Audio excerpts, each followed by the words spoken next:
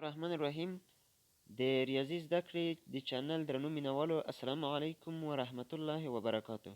هیله ده چې جوړ او روغ به وئ. په نننۍ ویډیو کې د تیر درس په ادامه د لسم ټولګي د ریاضي مضمون 18 درس درته تشریح کوم. په تیر درس کې مو د 20 صفحې د تمرین 3 پوښتنې حل کړې وې.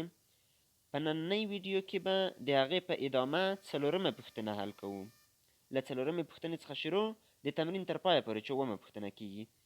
نو راځو په 3مه پوښتنه کې وایي د A مکعب جمع 3A مربع B جمع 3AB مربع جمع B مکعب پولینوم څخه د A مکعب منفي 3A مربع B جمع 3AB مربع منفي B مکعب پولینوم تفریق کړئ. ښه، دا 3مه پوښتنه وه چې په تیر درس کې حل شوې ده. اوس راځو 4مه پوښتنه. په 4مه پوښتنه کې وګورئ د A پولینوم یې راکړی چې عبارت دی له A مکعب منفي 2A مربع منفي 6A جمع 9 او د B پولینوم یې راکړی A مکعب جمع 2A جمع 15 او د C پولینوم همدارنګه 2A مکعب منفي A مربع جمع 2A منفي 8 دی. که دا درې پولینومونه په دغه شکل سره وي، تاسو د دې درې واړو پولینومونو مجموعه پیدا کړئ. یعنې څه؟ یعنې درې واړه پولینومونه جمع کړئ، هغه حاصل د جمع په لاس راوړئ. نو څنګه چې موږ کولی شو 2 پولینومونه سره جمع کړو، همدارنګه کولی شو 3 پولینومونه هم په همغه طریقه سره جمع کړو. توجه مو غواړم ورته وګورئ چې څنګه یې کولی شو حل یې کړو. د A پولینوم دی A مکعب. لومړی پولینوم لیکو اول چې د A پولینوم و، او دا پولینوم دی A مکعب منفي 2A مربع منفي 6A جمع 9 جمع بل پولینوم لیکو A مکعب جمع 2A جمع 15 او ورپسې بالاخره د C پولینوم 2A مکعب منفي A مربع جمع 2A منفي 8 دی. ولې مو په قوسو کې ونه لیکل؟ په قوسو کې ځکه لیکل مهم نه دي چې هغه د جمع علامه چې د دوه پولینومونو ترمنځ راځي، هغه په قوس کې چې ضرب کې د جمع علامه کوم تغییرات په قوس کې نه راوړي. یعنې که په یو قوس کې د جمع علامه ضرب شي، د یوه قوس په عناصرو یا اجزاو کې یا په حدونو کې د مثبت علامه ضرب شي، په قوس کې کوم تغییرات نه راځي. خو که منفي علامه ضرب شي، بیا په قوس کې تغییرات راوړي.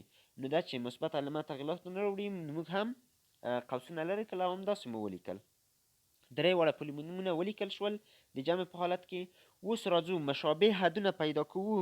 هغه مشابه حدونه که چیرې علامې یو شانته وي، یعنې د دواړو مثبت یا د دواړو منفي وي، یا که له دوو څخه زیات وو چې علامې یو شانته وي، هغه جمع کیږي، علامو څخه یوه علامه نیکو. او که دغه حدونه مشابه علامې مختلفې وي، بیا علامه له لوی عدد څخه نیسو، له لوی حد څخه او له لوی حد څخه کوچني عددونه تفریق کوو. ورته وګورئ دلته لرو A مکعب او همدارنګه په د دویم پولینوم کې که وګورئ دلته هم A مکعب شته، د دواړو علامه مثبت ده. وګورو بل چېرته A مکعب لرو که نه. دلته وګورئ 2A مکعب. نو د A مکعب دغه 3 مشابه حدونه پیدا شول چې د لومړي علامه مثبت ده، د دوهم یې مثبت ده او د دریم هم مثبت ده چې دلته لیکل شوي تاسو وینئ. نو دا ټول جمع کیږي سره، صحیح ده، ځکه علامې د ټولو مساوي دي. نو یو A مکعب جمع بل A مکعب کیږي 2A مکعب او 2A مکعب جمع 2A مکعب چې دلته دی کیږي 4A مکعب. نو د دې حاصل شو 4A مکعب. اوس راځو بل مشابه حد ته، نور مشابه حدونه پیدا کوو. وګورئ دغه دی منفي 2A مربع. راځو بل چېرته A مربع شته که نه؟ وګورئ دلته هم شته منفي 1 دانه A مربع دی. نو د دو دواړو علامې هم منفي دي. له منفي علامو څخه یوه علامه لیکو 2A مربع جمع 1A مربع. یعنې ما درته وویل چې هغه حدونه چې مشابه وي او علامې یو شانته وي هغه جمع کیږي، که علامې منفي وي که مثبت وي، خو چې یو شانته وي. د دواړو علامه منفي ده، له علامو څخه مې یوه ونیوه 2 ا مربع جمع 1 ا مربع چې ورسره یوځای کېږي 3 ا مربع. راځو بل نور مشابهتونه پیدا کوو. ورته وګورئ منفي 6 ا دي، دلته مثبت 2 ا او دلته هم مثبت 2 ا. لومړی مثبت 2 ا بیا مثبت 2 ا کېږي مثبت 4 ا او دلته چې اوس راشو د 2 ا علامه چې ده منفي ده. مثبت 4 ا او منفي 6 ا د سره تفریق کېږي. له 6 ا څخه چې 4 ا تفریق کړو 2 ا پاتې کېږي او علامه هم د لوی حد څخه نیسو چې 6 ا دی. د 6 ا علامه ده منفي، نو لیکو منفي 2 ا. راځو نور مشابهتونه پیدا کوو. نور مشابهتونه که وګورو ثابت عددونه دي. مثبت 9 مثبت 15 کېږي مثبت 12. مثبت 12 منفي 8 کېږي څو؟ منفي 4. ځکه وبخښئ مثبت 4. ولې؟ ځکه مثبت 12 منفي 8. سمه ده؟ علامې مختلفې دي. علامه له لوی عدد څخه لیکو، له لوی عدد څخه کوچنی عدد تفریق کوو. نو دغه د درې واړو پولینومونو د جمع حاصل شو. 4 ا مکعب منفي 3 ا مربع منفي 2 ا مثبت 4. دا و څلورمه پوښتنه. اوس راځو ورپسې پنځمه پوښتنه ده. په پنځمه پوښتنه کې وی که دغه افادي وي ورته وګورئ 2 ا جمع 4. دا بله ده 2 ا ب مربع مثبت 3 ا منفي 2. دا بله ده ا ب مربع جمع 3 ا. که وګورئ ټول د جمع په حالت کې دي، یعنی په حقیقت کې 3 الجبري افاده یا 3 پولینومونه دي دغه سره جمع شوي وي. د دغه افادو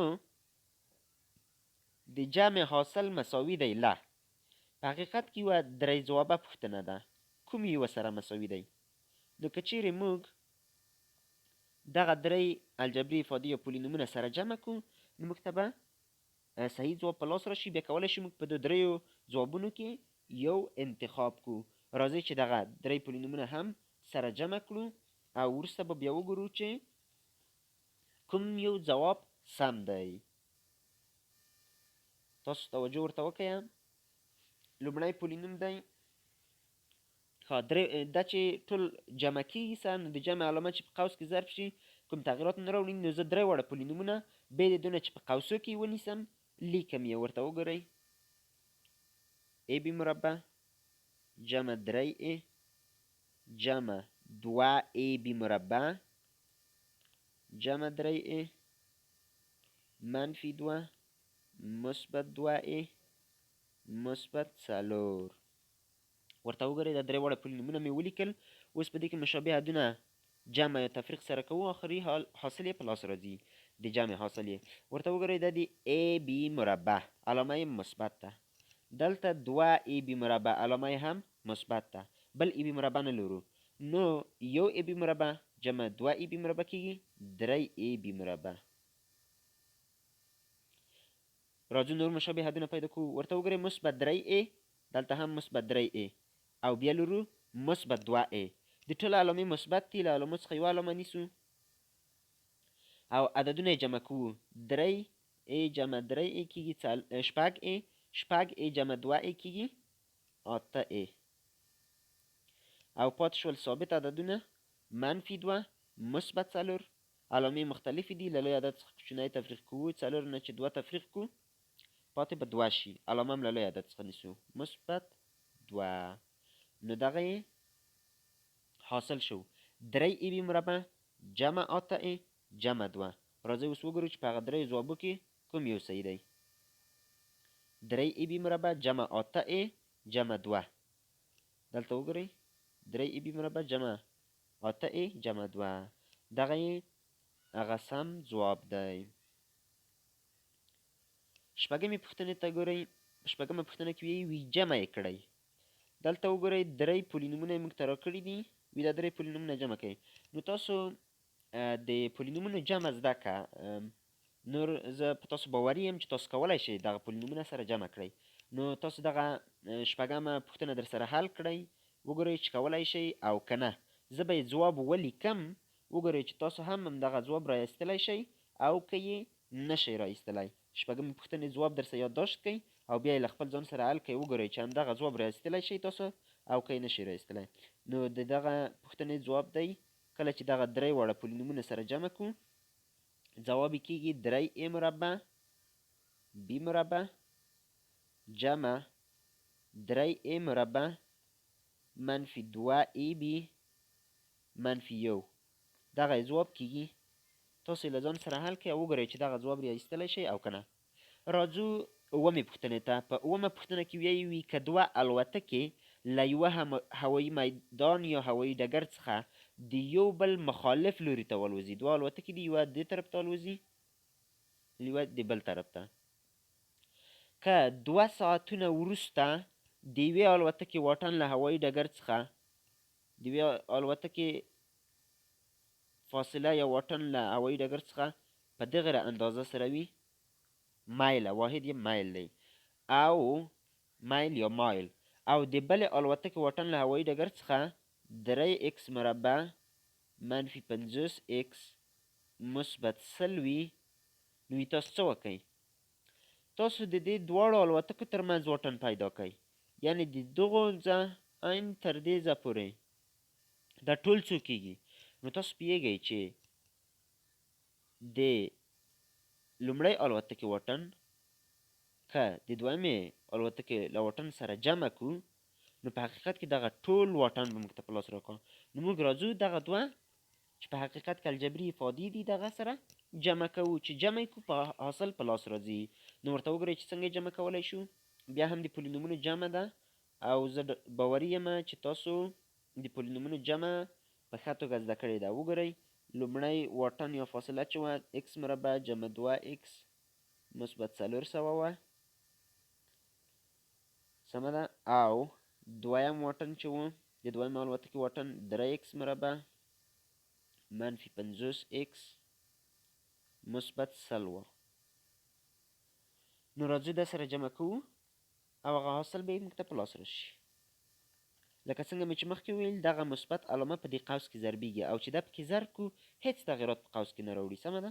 ورته وګورئ x مربع جمع 2x جمع 400 او مثبت د دغو 3x مربع علامه مثبت ده، مثبت په مثبت کې مثبت 3x مربع، دا مثبت علامه په دې منفي کې هم ضربیږي، مثبت په منفي کې منفي 50x او مثبت چې په مثبت کې ضرب کړو مثبت کېږي 100. وینئ ورته وګورئ هېڅ تغیرات پکې رانه وړل.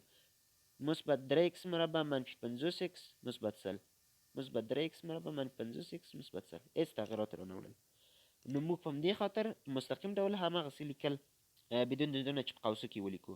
خو په هر حال دغه دې تاسو ته مې وښودل چې علامه که ضرب هم کړو کوم تغیرات نه راوړي، هغه وخت تغیرات راوړي چې دغه علامه د منفي علامه وي، سمه ده. منفي علامه چې ضرب شي بیا هغه تغیرات پکې راوړي. نو اوس راځو مشابه حدونه پیدا کوو، جمع یا تفریق کوو. ورته وګورئ x مربع او دلته لورو مثبت 3x مربع، بل x مربع نشته، نو یو x مربع جمع 3x مربع کېږي 4x مربع. علامه یې مثبت ده. مثبت علامه هر عدد چې علامه نه لري یا هر حد چې علامه نه لري علامه یې مثبت ده، یعنې که د کوم حد علامه نه ولیکل شوې علامه یې مثبت ده، نو د 4x علامه هم مثبت ده. راځو وګورئ بل مشابه ته 2x او منفي 50x علامې مختلفې دي. د 2x علامه مثبت ده، د 50x علامه منفي ده. نو اوس وګورئ کوم یو لوی دی 50x، نو له 50x څخه 2x تفریق کوو ځکه د دواړو حدو علامې مختلفې دي. له 50x څخه چې 2x تفریق شي پاتې به شي 48x. علامه له کوم یو څخه نیسو؟ علامه له 50 څخه نیسو ځکه چې 50 لوی دي، منفي 48x. راځو بل مشابهت ته مثبت 400 مثبت 100، د دواړو علامې مساوي دي جمع کېږي، له علامو څخه هم یو علامه نیسو مثبت 400 جمع 100 کېږي 1500. نو د هغه دواړو الوتکو چې له هوایي ډګر څخه یې پرواز کړی و د یو بل په مخالف لوري یعنې جهتونه یې مخالفو سره د یو فاصله یې هم راکړې وه د بلې فاصله یې هم له هوایي ډګر څخه راکړې وه، وې د دواړو ترمنځ فاصله څومره ده؟ نو دواړه چې سره جمع کړو د هغه فاصله موږ ته په لاس راغله چې د دواړو ترمنځ فاصله ده 4x مربع منفي 8x مثبت 400 مایله. صحیح ده؟ نو دغه و د شلمې صفحې تمرین چې موږ حل کړو. هیله ده چې ګټور تمام شي، او که فکر کوئ چې درسونه ګټور دي له خپلو ملګرو سره هم شریک کړئ، هغوی ته هم ووایئ چې داسې ویډیوګانې دي. تاسو کولی شئ دغه ویډیوګانې زموږ له چینل څخه ډاونلوډ کړئ او څو ځلې وګورئ، نو زه مطمئن یم چې تاسو به ډېر څه راته زده کړئ. او کوشش وکړئ چې چینل حتما درسره سبسکرایب کړئ، ځکه د چینل سبسکرایب کول موږ ته دا تشویق کیږي چې موږ وکولای شو ویډیوګانې په لا ښه ډول تاسو ته وړاندې کړو، او همدارنګه یو څه اندازه کوشش وکړئ چې ویډیو په آنلاین ډول وګورئ، ځکه په آنلاین ډول د ویډیو کتل د دې سبب کیږي چې موږ د یوټیوب دغه د ویب سایټ یا د یوټیوب حمایت ترلاسه کړو، او بیا وکولای شو چې دغه خپل درسونه په لا ښه توګه تاسو ته وړاندې کړو. تر بل درسه پورې مو په الله سبحانه وتعالی سپارم.